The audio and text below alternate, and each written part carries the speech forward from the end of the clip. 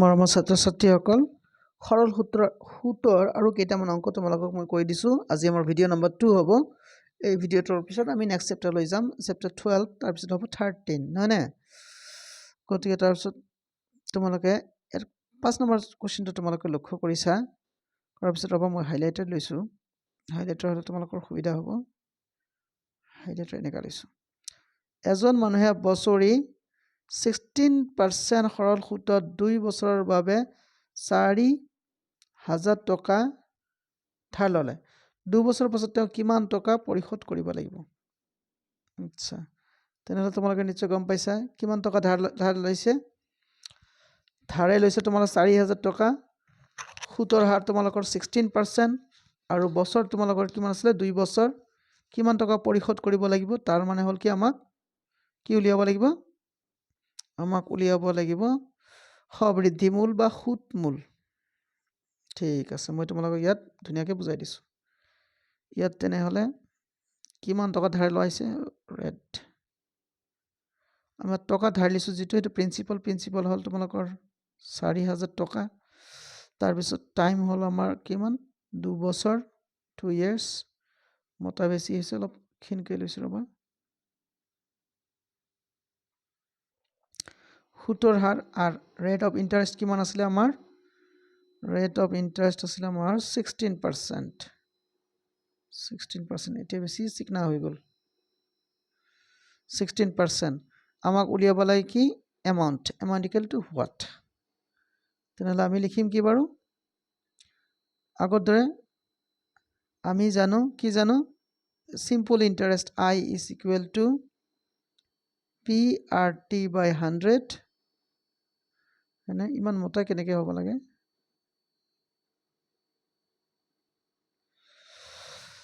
আচ্ছা, পিৰ মান তোমালোকৰ হৈ গৈছে তোমালোকৰ কিমান?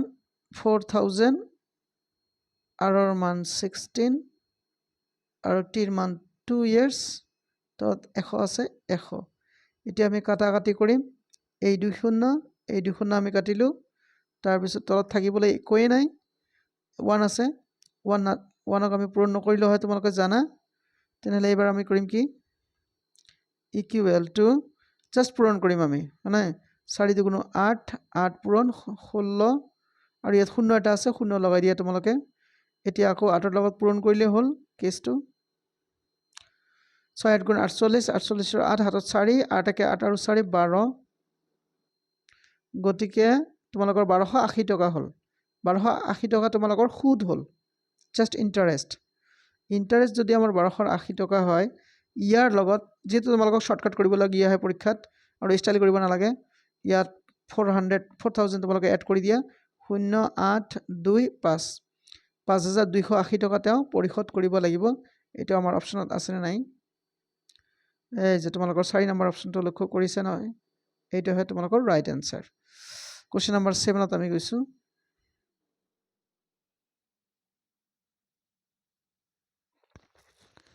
কুৱেশ্যন নম্বৰ 7ত কি আছিলে তোমালোকৰ? 65,000 টকা।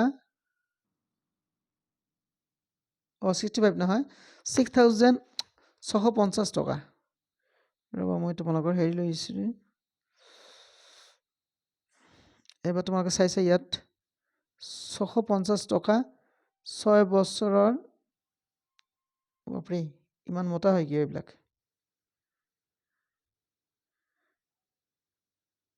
আচ্ছা, এইবাৰ হ'ব খেলা। ৰ'বা,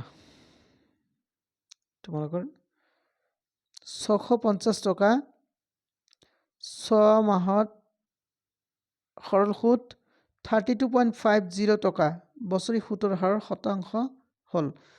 ৰেট অফ ইণ্টাৰেষ্ট আমাক উলিয়াব দিছে। ইয়াত তোমালোকে 2 এবাৰ ভালকৈ কুৱেশ্যনটো পঢ়ি ল'বা। তোমালোকৰ দি আছে প্ৰিন্সিপাল দি আছে কিমান? 650 টকা আৰু টাইম দি আছে তোমালোকৰ 6 মাহ। সৰল সুত কিমান হৈছে তোমালোকৰ? 32.50। ৰ'বা, মই লিখি দিছোঁ।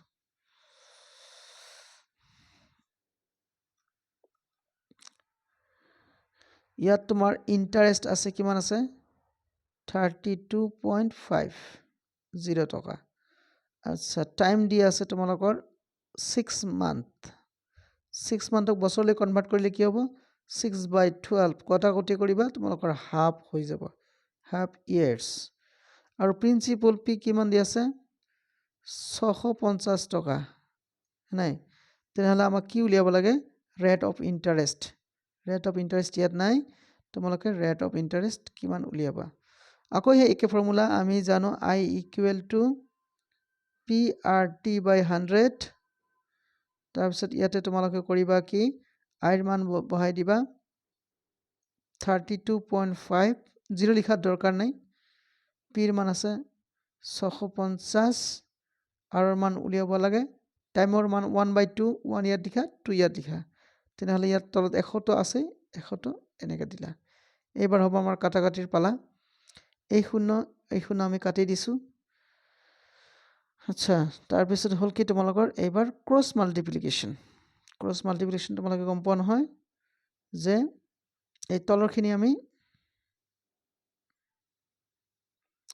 তাৰ আগত তোমালোকে এটা বস্তু শৰ্টকাট মই দেখাই দিছোঁ তোমালোকে 5 দি ইয়াত কাটিব পৰা ৰবা 5 1 গুণ 5 বাকি থাকিল 1 5 3 গুণ 15 কাট খালাইটো আচ্ছা ইয়াত 5 একিয়া 5 6 গুণ 30 বাকি থাকিল 2 25 5 5 গুণ 25 এক ঘৰ আগত ডেচিমেল আছে গতিকে তোমালোকে এক ঘৰ আগত বহাই দিলা তেনেহ'লে ইয়াত আমাৰ 13 আৰু ইয়াত 6.5 আকৌ আমি কাটিম 13 1 গুণ 13 আৰু 13 5 গুণ 65 নাই কিন্তু যেহেতু এক ঘৰ আগত দশমিক আছে সেইকাৰণে এক ঘৰ আগত দশমিক দিবা নংঠা আছে শূন্য লগাই দিবা গ'ল এতিয়া আমি কৰিম কি ইমপ্লাইজ দিম আমি ইমপ্লাইজ দিয়াৰ পিছত ইয়াৰ আছে 0.5 এই তলৰ বস্তুটো ইফালে আনিলে পূৰণ হ'ব তোমালোকে আগতে শিকাই দিছোঁ 2 আছে ইফালে আহিলে তোমালোকৰ কি হ'ব পূৰণ হ'ব আৰু এইটো ফালে আমাৰ থাকিল মাত্ৰ r ইমপ্লাইজ এতিয়া 0.5 ক যদি 10 ৰে পূৰণ কৰা তোমালোকে কিমান হ'ব 5 হ'ব ইনটু 2 থাকিল r 5 দুগুণ 10 তেনেহ'লে r ৰ মান কিমান আহিল আমাৰ 10 এইটো হ'ল 10 ৰেট অফ ইণ্টাৰেষ্ট তেন্তে 10 হ'ল চোৱা যাওকচোন আমাৰ অপশ্যনত আছেনে নাই বাৰু আছে তোমালোকৰ 2 নম্বৰ অপশ্যনটো তোমালোকে চাই 2 নম্বৰ অপশ্যনটো ধুনীয়াকৈ দি আছে 10% নেক্সট এতিয়া আমাৰ কি আছিল কোৱেশ্চন নম্বৰ 8 টো আমি চাম এজন মানুহে ইমান টকা 2 বছৰৰ বাবে সৰল সুদ ধাৰ লৈছে তেওঁ 2 বছৰৰ পাছত সুদসহ ইমান টকা পৰিশোধ কৰিব লগা হ'ল তেওঁ বছৰি সুদৰ হাৰ আছিল আচ্ছা এইবাৰ আকৌ তোমালোক বেলেগ ধৰণে দিছে অংকটো তোমালোকৰ প্ৰিন্সিপাল দিয়া আছে টাইম দিয়া আছে ৰবা লিখি লৈছো তোমালোক ইয়াত তোমালোকে প্ৰিন্সিপাল মানে যিমানখিনি টকা তোমালোকে ধাৰ লৈছিলা ৰবা কিমান টকা ধাৰ লোৱা হৈছিলে এটা 20000 টকা 2 বছৰৰ কাৰণে কিমান টকা 20000 টকা টাইমটো কিমান আছিল 2 বছৰ 2 ইয়াৰ্স YRS লিখিবা এমাউন্ট দিয়া আছে তোমালোকৰ কিমান টকা পৰিশোধ কৰিছে তেখেতে 2480 টকা 24800 টকা তেনেহ'লে আমাক কি উলিয়াব দিছে ৰেট অফ ইণ্টাৰেষ্ট এইবাৰ কিন্তু অলপ বেলেগ হ'ব দেই তোমালোকে চাবা কেনেকৈ বেলেগ হ'ব দেখাই দিছোঁ এমাউন্ট দিয়া আছে তোমালোকৰ এইখিনি আৰু প্ৰিন্সিপাল এইখিনি তেনেহ'লে এই এমাউন্টৰ পৰা প্ৰিন্সিপালখিনি যদি আমি বাদ দিওঁ তেনেহ'লে আমি পাম ইণ্টাৰেষ্ট I ইকুৱেল টু কিমান হ'ব 24800 বিয়োগ 20000 নহয়নে কিমান টকা হ'ব 800 ইফালে থাকিল আমাৰ 4800 টকা তেনেহ'লে কি হ'ল আমাৰ ইণ্টাৰেষ্ট ইয়াত ইকুৱেল টু দিবা নাই ইণ্টাৰেষ্ট দিয়াৰ পিছত এতিয়া আমাক কি উলিয়াব লাগে ৰেট অফ ইণ্টাৰেষ্ট দিব লাগে আকৌ আগৰ ফৰ্মুলা আমি জানো I ইকুৱেল টু কিমান হয় PRT/100 তেনেহ'লে I ৰ মান কিমান লিখিবা তোমালোকে এই ওপৰত যে আমি পালো ওপৰত কি পালো এইটো পালো নহয় গতিকে এইটোকে আমি ইয়াত লিখিম ইমপ্লাইজ 4800 সমান P ৰ মান আছিল তোমালোকৰ 20000 টকা তাৰ পিছত ইনটু R ৰ মান আমাক উলিয়াব লাগে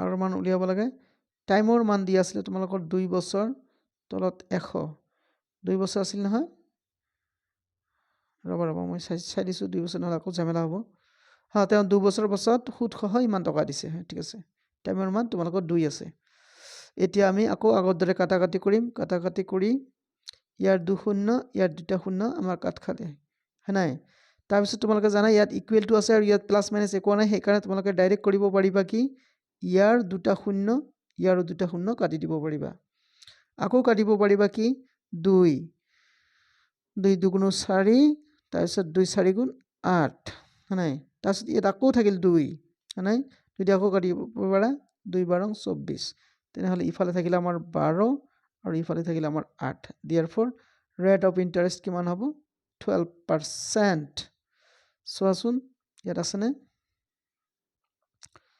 কোৱেশ্চন নম্বৰ 8 চাইছে তোমালোকে 12% ধুনিয়াকে দিয়া আছে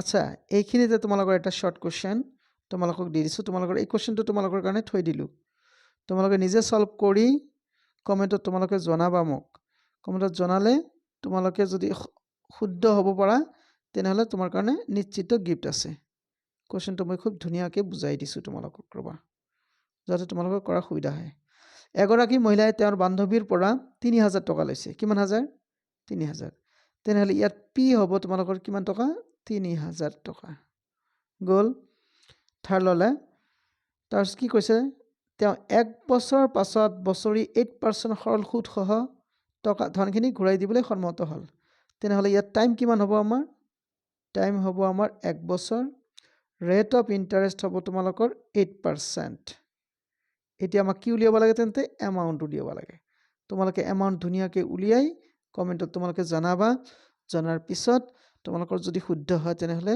তোমালোকৰ গিফট হ'ব দিয়া হ'ব পইচা দিয়া হ'ব একচুয়ালি তোমালোকে যতে নাথাকা কিয়া তোমালোকৰ ফোন পে নাই বা তেনেকা কিবা কিবি দিলে ইয়াৰ পৰা পঠাই দিব পৰা যাব সোৱাৰ কাৰণে তোমালোকে ধন্যবাদ